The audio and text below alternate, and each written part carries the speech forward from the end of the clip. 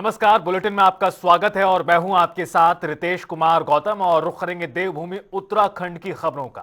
मुख्यमंत्री पुष्कर सिंह धामी ने सचिवालय में सड़क सुरक्षा पर उच्च स्तरीय बैठक की और प्रदेश भर की सड़कों का फीडबैक लेते हुए क्रैश बैरियर लगाने और सभी मार्गों को एक सप्ताह में गड्ढा मुक्त करने के निर्देश दिए। उन्होंने कहा कि चार धाम और पर्यटन सीजन में श्रद्धालुओं की सुरक्षा सर्वोच्च प्राथमिकता है। तो वहीं शीतकालीन यात्रा को इस वर्ष बड़े स्तर पर मनाया जाएगा, संचालित किया जाएगा, जिसके लिए चार धाम से जुड़े जिला अधिकारियों को विस्तृत योजना बनाने के लिए कहा गया है। शीतकालीन यात्रा शुरू की थी और उसके बहुत अच्छे परिणाम आए हैं।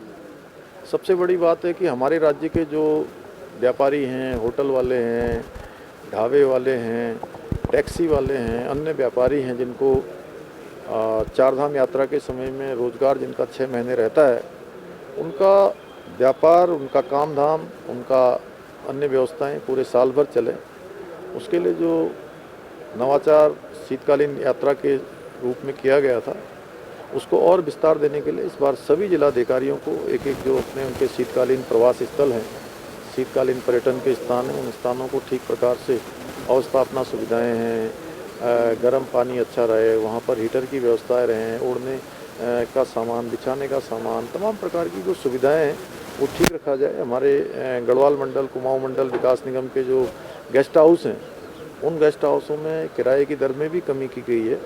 इसके साथ साथ हमने कहा है कि होटल एसोसिएशन, अन्य एसोसिएशन जो भी इस क्षेत्र में काम करते हैं, सबके साथ बात करके जो स्टेक होल्डर हैं, जो यात्रा को संचालित करते हैं, वो सभी जो भी सुझाव देंगे उस यात्रा को प्रमोट करने के लिए, उन सुझावों को भी हम लोग लाएंगे। इस यात्रा का सभी अपने अपने स्तर से प्रचार प्रसार भी जिलों के माध्यम से भी करेंगे, राज्य के स्तर से भी हम करेंगे। उत्तराखंड देवभूमि है और देवभूमि में लोग जहाँ आस्था श्रद्धा के लिए बहुत बड़ी संख्या में पूरे देश भर से, दुनिया भर से लोग आते हैं, वहीं हमारा पर्यटन प्रदेश भी है और आध्यात्मिक एक देश की, दुनिया की एक कैपिटल भी हम देवभूमि को कह सकते हैं। तो उस दृष्टि से यहाँ आने वालों की संख्या कई करोड़ों करोड़ में है। स्थानीय लोगों को भी आवागमन करना पड़ता है, ऐसे में सड़क सुरक्षा हमारी बहुत प्राथमिकता है। हमने बहुत सारे जो सुरक्षा के मानक हैं उनको धरातल पर उतारने के लिए क्रैश बैरियर, ब्लैक स्पॉट, दुर्घटनाओं को रोकने के लिए तमाम जो सुरक्षा संबंधी नियम बनाए हैं। पर्यावरण संरक्षण के क्षेत्र में जो ग्रैंड सेस की शुरुआत हम 1 दिसंबर से करने जा रहे हैं, उन सभी पर चर्चा हुई है। और जो सड़कें हमारी अभी गड्ढा मुक्त नहीं हो पाई हैं, जिन पर काम करने की ज़रूरत है, और कुछ सड़कें ऐसी हैं कि जो प्रत्येक वर्ष एक ही स्थान पर ख़राब होती हैं, उनके लिए कैसे कोई विधि अपनाई जाए, उन सब पर चर्चा हुई है। सबको निर्देशित किया गया है कि वाहन चालकों से लेकर परिचालक तक उनके नियम, उनके द्वारा जो सावधानियां बरती जानी चाहिए, उनके रहने का स्थान, गाड़ियों के रुकने का स्थान, उत्तराखंड में आए तो एक जो सेफ्टी के नियम हैं, उन नियमों का कड़ाई से पालन हो, उसके संबंध में बहुत विस्तृत आज वार्ता हुई है। और ये यात्रियों की सुरक्षा को ध्यान में रखकर कि सर्वोच्च जो हमारी प्राथमिकता है वो सभी यात्रियों की सुरक्षा है, उसी के निमित्त आज ये समीक्षा की गई। कांग्रेस के वरिष्ठ नेता और सूबे के पूर्व मुख्यमंत्री हरीश रावत हरिद्वार के वीआईपी घाट पहुंचे, जहां उन्होंने पूर्व प्रधानमंत्री इंदिरा गांधी को नमन किया और मौन व्रत के साथ सांकेतिक धरना दिया। इस दौरान हरीश रावत ने धामी सरकार पर कड़ा हमला बोला और कहा कि राज्य में जनता से जुड़े मुद्दों पर ध्यान नहीं दिया जा रहा। पिराई सत्र घोषित कर दिया है और कुछ चीनी मिलों में तो पिराई प्रारंभ भी हो गई है, मगर आप गन्ने का खरीद मूल्य घोषित नहीं कर रहे। हरियाणा कर चुका, उत्तर प्रदेश कर चुका, भाई उत्तराखंड को क्या दिक्कत है? क्यों नहीं कर रहे हैं आप खरीद मूल्य घोषित? हम और किसान संगठन भी कई 450 और उससे 450 रुपया प्रति क्विंटल और उससे अधिक की मांग कर रहे हैं, क्योंकि चीनी का अंतर्राष्ट्रीय बाजार में जो मूल्य है उस हिसाब से मांग बिल्कुल सर्वथा उचित भी है। और दूसरी बात, इकबालपुर चीनी मिलता है, आज लंबा समय हो गया, कई वर्ष हो गया, उनका 100 करोड़ रुपए से ज्यादा है बकाया किसानों पर। किसानों की इतनी बड़ी ताकत थोड़ी होती है कि वो इतना झेल सकेंगे, आपने इतना लंबा कर दिया, तो उसके भुगतान का मामला है। इधर धान खरीद में भी गड़बड़ी हो रही, उधम सिंह नगर में तो बहुत बड़ी गड़बड़ हो रही है, नैनीताल में भी दिक्कतें आ रही हैं, यहाँ भी दिक्कतें आ रही हैं। किसान धान लेकर के जा रहा है, किसी की जवान खरीद केंद्र में, उसको टाल दिया जा रहा है, कभी नमी का मामला, कभी कुछ मामला उठा करके, ताकि वो अपने धान को बिचौलिए को भेज दे औने पौने दामों पर। तो फिर काहे के लिए तुमने समर्थन मूल्य घोषित कर रखा भैया? पूर्व प्रधानमंत्री इंदिरा गांधी के जन्म दिवस पर मसूरी एक बार फिर उनके ऐतिहासिक दौर और महत्वपूर्ण फैसलों को याद करता नजर आया। बता दें कि बचपन की यादों से लेकर 1982 की अंतिम यात्रा तक मसूरी उनके राजनीतिक सफर का खास हिस्सा था। पंचेन लामा से वार्ता, तिब्बती शिक्षा के लिए प्रयास, प्रशासनिक अकेडमी का नाम बदलने की घोषणा और चूना पत्थर खदानों पर रोक जैसे फैसलों ने शहर की पहचान और पर्यावरण को नई दिशा दी। मसूरी आज भी उन्हें कृतज्ञता के साथ याद करता है। निश्चित रूप से, क्योंकि मिसेज इंदिरा गांधी जो थी वो मोतीलाल जी के साथ 3 वर्ष की अवस्था से ही मसूरी में आ रही। जब वो 3 साल की थी तो वो सवाई होटल में 1920 में ठहरे थे अपनी माँ और अपनी नानी के साथ। तो तब से मसूरी से उनका आना था। वैसे जवाहरलाल जी तो आपको मालूम है बहुत पहले, उससे भी पहले से आ रहे थे, लेकिन 1920 में रिकॉर्डेड है, उन्होंने अपने घर में चिट्ठी लिखी है कि इंदू ठीक है। सवाई होटल से जो चिट्ठी लिखी है उनसे जवाहरलाल जी ने इलाहाबाद अपनी दादाजी को लिखी थी। तो इस आप समझ सकते हैं कि इंदिरा गांधी का संबंध बस 3 साल की उम्र से मसूरी से जुड़ गया था। उसके बाद फिर देहरादून जेल में नेहरू जी रहे तो वो मसूरी में अक्सर रहा करती थी उन दिनों, और नेहरू जी उनको जो लेटर लिखते थे, और बाद में जो एक किताब बनी है फादर्स लेटर टू डॉटर, वो भी यहीं ज़्यादातर उसमें जो लेटर्स मसूरी में आए नेहरू जी की तरफ से। और आपको देहरादून से एक बड़ी खबर बता दें, जहां परिवहन विभाग की बड़ी कार्रवाई देखने को मिली है। 36 वाहन सीज कर दिए गए हैं, 60 से ज्यादा वाहनों के चालान काटे गए। शहर में ट्रैफिक बाधित करने वालों के खिलाफ सख्ती बरत रहा है। आपको बता दें, विभाग संयुक्त टीम ने प्रमुख मार्गों पर यह चेकिंग अभियान चलाया। गलत तरीके से पार्किंग और नियम तोड़ने वालों पर यह सख्त एक्शन ट्रैफिक पुलिस परिवहन विभाग करता नजर आया है। और इसी के तहत न सिर्फ 36 वाहन, 3 दर्जन वाहन सीज कर दिए गए, और आपको बता दें कि 50 से भी ज्यादा गाड़ियों के चालान भी किए गए हैं। तो वहीं 2025 के बिहार चुनावों में एनडीए की शानदार जीत पर देहरादून में बीजेपी प्रदेश महामंत्री कुंदन परिहार ने प्रतिक्रिया दी और कहा, महिला मतदाताओं का विश्वास उनकी असली ताकत है। साथ ही केंद्र और राज्यों में महिलाओं के लिए बनी योजनाओं ने भरोसा बढ़ाया है। वो आश्वस्त हैं कि 2027 में उत्तराखंड में भी यही विश्वास बीजेपी की जीत लिखेगा।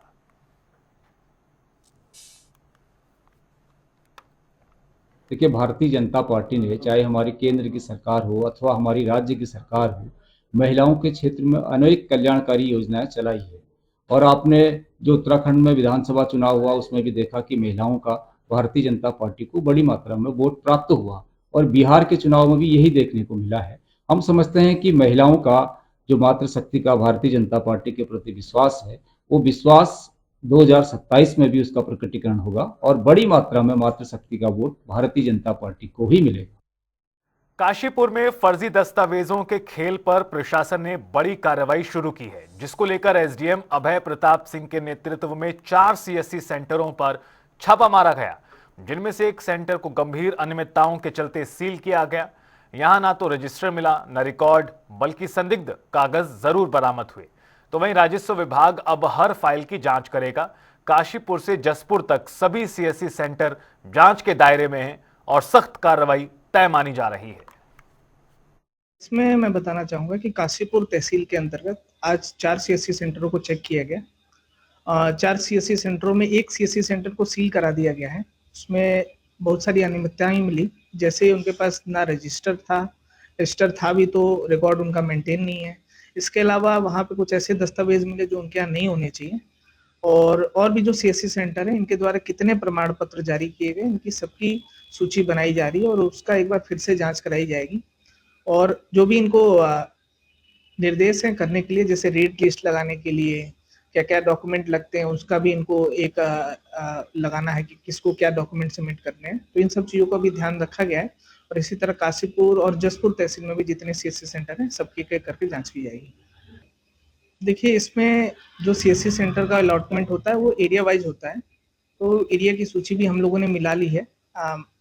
उसी के अनुसार जो है उसकी जांच कर रहे हैं। जो सीएससी सेंटर जहाँ पे संचालित होना चाहिए, अगर वो नहीं हो रहे हैं तो उसमें जो विधिक कार्रवाई बनती है वो की जाएगी। सर, प्रमाण पत्र सीएससी सेंटर से कुछ प्रमाण पत्र को आवेदन करने के लिए होती जाती, उनके हाथ में नहीं होता जी। तो ऐसे में क्या नहीं, इसमें मैं बताऊंगा कि कुछ डॉक्यूमेंट ऐसे हैं जो लोग फॉर्ज्ड कर दे रहे हैं, तो जिसका चेक करना हमारे लिए संभव नहीं हो पाता है। इसीलिए जो जांच है की जा रही है। कुछ ऐसे डॉक्यूमेंट जो जांच के दौरान पकड़े जाते हैं तो वो निरस्त कर दिए जाते हैं। अगर कोई दस्तावेज कम होते हैं जो मानक है उसके अनुसार, अगर कोई दस्तावेज कूट रचित करके किसी ने कोई प्रमाण पत्र लिया है तो उन सब चीजों की भी जांच की जा रही है। उत्तराखंड में शीतकालीन चारधाम यात्रा 24 अक्टूबर से फिर से शुरू हो गई है, जिस पर पर्यटन मंत्री सतपाल महाराज ने कहा कि विभाग पूरी तरह तैयारियों में जुट चुका है। खिरसाली, मुखवा, उखीमठ और पांडुकेश्वर में शीतकालीन पूजा शुरू है। मुख्यमंत्री ने यात्रा को सुचारू और सुरक्षित बनाने के निर्देश दिए हैं। डब्ल्यूडी की बैठक थी, उसमें सेफ्टी फीचर्स के बारे में चर्चा हुई है और हमने कहा है कि जो क्रैश बैरियर हैं वो 9 इंच और एक्सटेंड कर दिए गए हैं, जिससे सड़क हमारी काफ़ी नैरो हो गई है, काफ़ी उसकी लेंथ कम हो गई है। तो उस पर मैंने कहा कि भाई इसको चौड़ा किया जाए और ख़ासकर जहाँ पर आपका जो चढ़ाई होती है और टर्न होता है वहाँ पर गाड़ी तेज़ नहीं चलती है। तो ऐसी स्थिति के अंदर जो क्रैश बैरियर है उसकी जो एक्सटेंडेड लेंथ बढ़ा दी आपने, अंदर की तरफ कर दिया है, उसको समाधान उसका ढूंढें। इसके साथ साथ मुख्यमंत्री जी ने आदेश दिया है कि सेफ्टी बेल्ट हो गया, आपका जो है अल्कोहल टेस्टिंग हो गया, इस प्रकार की बहुत सी बातें उन्होंने हिदायत दी हैं जो सेफ्टी के लिए बहुत ज़रूरी हैं। और हमारी शीतकालीन यात्रा के लिए भी हमें निर्देश मिले हैं, उसके लिए भी काम हमारा चालू है। और आप जानते हैं कि यमुनोत्री की पूजा खरसाली में होती है और गंगा माई की पूजा जो है मुखबा में होती है और केदारनाथ की पूजा उखीमठ में होती है और भगवान बद्री विशाल की पूजा जो है जोशीमठ और पांडुकेश्वर में होती है। तो ये स्थान शीतकालीन के लिए खोल दिए गए हैं। इसके साथ साथ हमारा टिमरसन महादेव हो गया, जादुंग हो गया, जादुंग में भी हमारा काम चल रहा है और वहाँ भी हम TRH बना रहे हैं और क्या कहते हैं होम स्टे खोल रहे हैं। तो ये सब काम हमारी बड़ी तेजी से हो रहा है। धर्मनगरी हरिद्वार को स्वच्छ और सुंदर बनाने के प्रयासों के बीच जिलाधिकारी मयूर दीक्षित आज खुद मैदान में उतरे और उन्होंने रोडवेज की बस अड्डे की सफाई व्यवस्था का गहन निरीक्षण किया। वहीं दौरे के दौरान डीएम ने अधिकारियों को तत्काल सुधार के आदेश दिए और सफाई को प्राथमिकता बताते हुए व्यवस्था को बेहतर करने पर जोर दिया। मुख्यमंत्री जी के निर्देश हुए थे कि उन्होंने जो लास्ट वीक सभी जिलाधिकारियों से वीसी दी थी, उसमें उन्होंने डायरेक्शन दिए कि सभी अधिकारी अपने अपने क्षेत्र में सफाई व्यवस्था को सुदृढ़ करने के लिए अभियान चलाएं और निरंतर इस अभियान को गति दें। इसी क्रम में आज डिस्ट्रिक्ट के सभी ऑफिसर्स फील्ड में उतरे थे। सभी नगर निगम के भी, नगर निकाय के भी, छोटी नगर पंचायत, साथ ही SDM, BDO, सभी ग्रामीण और शहरी क्षेत्र में, साथ ही नेशनल हाईवेज के जो साइड में जो कूड़ा कचरा है उसकी सफाई व्यवस्था भी आज व्यवस्था देखी गई है। कल इस संबंध में गृह बैठक भी ली गई थी शाम को और आज सुबह मेरे द्वारा ISBT हमारा जो बस स्टैंड है उसका निरीक्षण किया गया। उसके आसपास जो मार्केट्स हैं और जो यात्रियों की सुविधा है उसका भी निरीक्षण किया गया। सफाई व्यवस्था को और बेहतर करने के लिए वहाँ पर डायरेक्शन दिए गए हैं। साथ ही हम वहाँ पर जितने भी रेडी ठेरी अभी होटल ढाबे बस स्टैंड और रेलवे स्टेशन के आगे चल रहे हैं उनका सत्यापन करने के लिए पुलिस को डायरेक्शन दिए गए हैं और जहाँ जहाँ भी अतिक्रमण जैसी सिचुएशन पाई जाती है वो अतिक्रमण हटाने के लिए भी कार्रवाई करने के लिए डायरेक्शन दिए। कांग्रेस मुख्यालय में श्रद्धांजलि सभा आयोजित की गई, जहां इंदिरा गांधी की 108वीं जयंती पर कार्यकर्ता मौन खड़े रहे। वहीं महिला कांग्रेस अध्यक्ष ज्योति रौतेला ने भावुक होकर कहा कि हरित क्रांति से लेकर बैंक सुधार तक उनका योगदान अमिट है। साथ ही कार्यकर्ताओं ने संकल्प लिया कि इंदिरा के पद चिन्हों पर चलकर देश की सेवा करेंगे। देखिए, इंदिरा गांधी जी हमारी पूर्व प्रधानमंत्री थी। वो एक ऐसी शख्सियत है कि शायद इस देश में दोबारा वैसी महिला राजनीति में होना बहुत मुश्किल है। हमारा जो महिला कांग्रेस का संगठन है वो भी इंदिरा गांधी जी की देन है। इस देश में हरित क्रांति से लेकर बैंकों की जो क्रांति है वो इंदिरा जी लाई है। उनके नेतृत्व में इस देश ने बहुत सारी उपलब्धियां प्राप्त करी। उनकी जयंती पे उनको हमारी श्रद्धांजलि है और हम लोग जरूर चाहते हैं कि हम उनके पद चिन्हों पे चलें। जिला मजिस्ट्रेट मयूर दीक्षित ने वरिष्ठ पुलिस अधीक्षक की रिपोर्ट का संज्ञान लेते हुए बड़ी कार्रवाई की है, जिसमें कुंवर प्रणव सिंह चैंपियन के पुत्र दिव्य प्रताप सिंह पर लाइसेंसी रिवॉल्वर के गलत और गंभीर आरोप दर्ज थे, दुरुपयोग के गंभीर आरोप दर्ज थे। वहीं जांच के दौरान डीएम ने उनके 3 शस्त्र लाइसेंस तुरंत प्रभाव से निरस्त कर दिए। फिलहाल मामले की आगे की कार्रवाई पुलिस की ओर से जारी है। वरिष्ठ पुलिस अधीक्षक देहरादून से में रिपोर्ट प्राप्त हुई थी। इसी क्रम में जो पुत्र हैं उनके जो 3 लाइसेंस थे उनको निरस्त कर दिया, निलंबित किया गया है और उनको नोटिस दिया गया है 15 दिन का। उसके बाद फिर अग्रिम कार्रवाई करेंगे।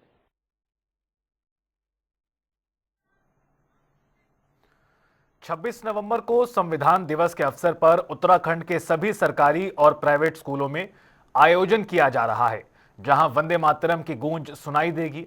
बता दें कि संविधान दिवस पर वंदे मातरम सामूहिक रूप से गाने के आदेश शिक्षा विभाग ने जारी किए थे, जिस पर माध्यमिक शिक्षा निदेशक मुकुल सती का कहना है कि सभी मुख्य शिक्षा अधिकारियों को इस बाबत निर्देश दे दिए गए हैं।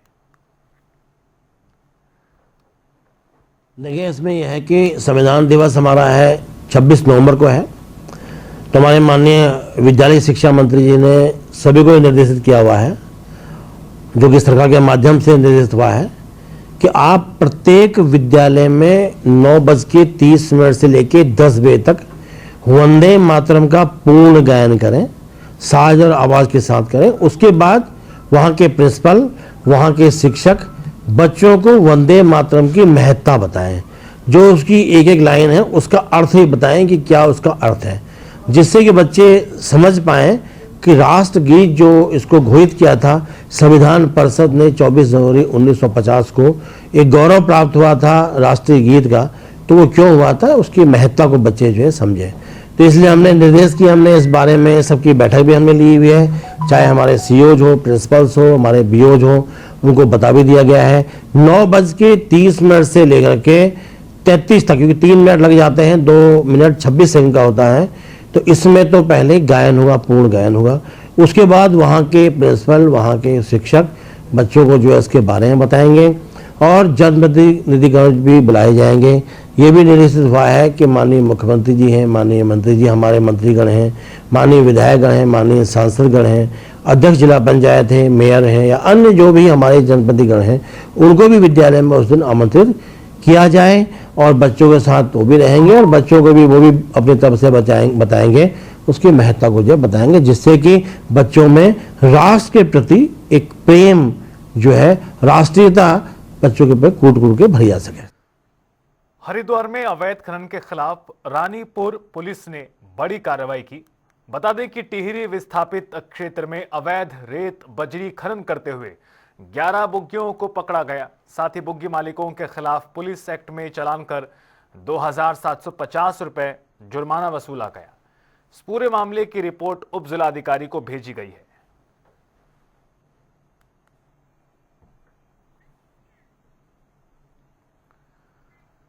हरिद्वार पुलिस ने कनखल फायरिंग मामले की जांच तेज करते हुए 18 नवंबर को बैरागी कैंप से 3 शातिर बदमाशों को गिरफ्तार किया है। तो वहीं पुलिस ने इनके पास से 2 तमंचे, देसी पिस्टल, कारतूस बरामद किए। ये तीनों पहले भी कई मामलों में वांछित थे।